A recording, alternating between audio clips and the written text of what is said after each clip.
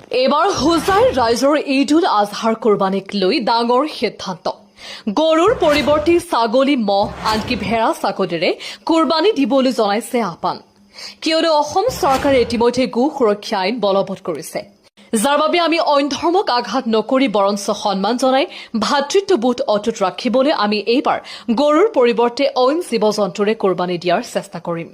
হয়, এই সিদ্ধান্ত হাতত লৈছে হোজাই টাউন ঈদগাহ আৰু কবৰস্থান কমিটিয়ে।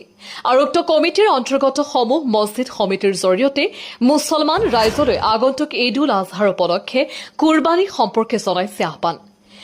হোজাৰ ইছলাম ধৰ্মাৱলম্বী ৰাইজলৈ এনেদৰে জনাইছে আহ্বান যেনে, শ্ৰদ্ধাৰ ৰাইজ, নিশ্চয় আপোনালোক অৱগত যে অসম চৰকাৰে ইতিমধ্যে গো সুৰক্ষা আইন বলবৎ কৰিছে। সাধাৰণতে অসমৰ মুছলমান সক্ষম ব্যক্তিসকলে সচৰাচৰ কোৰবানীৰ ক্ষেত্ৰত সহজলভ্য গৰু কোৰবানী দি আহিছে। গৰু কোৰবানীৰ ক্ষেত্ৰত শেহতীয়া আমাৰ হিন্দু ভাইসকলৰ ধৰ্মীয় অনুভূতিত আঘাত হোৱাৰ পৰিপ্ৰেক্ষিতত আপত্তি বা বিতৰ্ক হয়। যিহেতু ইছলামত গৰু কোৰবানী বাধ্যতামূলক নহয়, ই মাত্ৰ এটি বিকল্পহে মাথো। কোৰবানীৰ ক্ষেত্ৰত জায়েজ পশুৰ বিকল্প আছে। প্ৰতিজন মুছলমানে আমাৰ ধৰ্মীয় উৎসৱ পালন কৰোঁতে অন্যান্য অমুছলমান ভাতৃসকলৰ ধৰ্মীয় আস্থা যাতে আহত নহয়, তাৰ প্ৰতি লক্ষ্য ৰখাটো অত্যন্ত প্ৰয়োজন। গো সুৰক্ষা আইনমতে যিকোনো মন্দিৰৰ পৰা 5 কিলোমিটাৰৰ বাহিৰত আইনসন্মত কোৰবানীৰ ক্ষেত্ৰত যদিও বাধা নাই, কিন্তু আমাৰ হোজাই চহৰত চৌদিশে শতাধিক মন্দিৰ থকাৰ উপৰিও আমাৰ সমাজত সকলো ধৰ্মাৱলম্বী লোকে বসবাস কৰোঁ।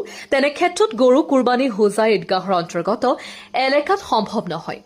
এই পৰিস্থিতিৰ ওপৰত লক্ষ্য কৰি হোজাই টাউন ঈদগাহ কবৰস্থান সমিতিয়ে সিদ্ধান্ত গ্ৰহণ কৰিছে যে আপোনালোকে গৰুৰ পৰিৱৰ্তে অন্যান্য বৈধ পশু কোৰবানী দিবলৈ আহ্বান জনালো।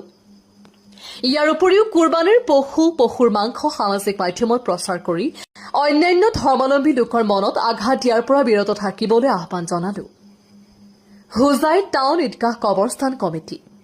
আমাৰ হাতত মন্তব্য আছে, আমি শুনাই ল'ব বিচাৰিম। 28 তাৰিখ ৰাতিপুৱা 7:30 আমাৰ পবিত্ৰ ঈদ উল আজহাৰ নমাজ আমি ৰাজহুৱাকৈ এই ঈদগাহ ময়দানত আমি অনুষ্ঠিত কৰিম। ঈদ উল আজহাৰ নমাজৰ পিছতে আমাৰ কুৰবানী দিয়াৰ প্ৰথা চলি আহিছে। বিগত বছৰত আমি আমাৰ এলেকাত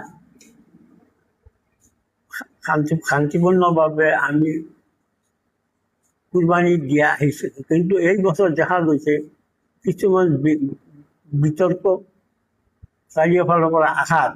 আমাৰ ঈদগাহ আৰু কবৰস্থান ঈদগাহ কমিটিয়ে বহি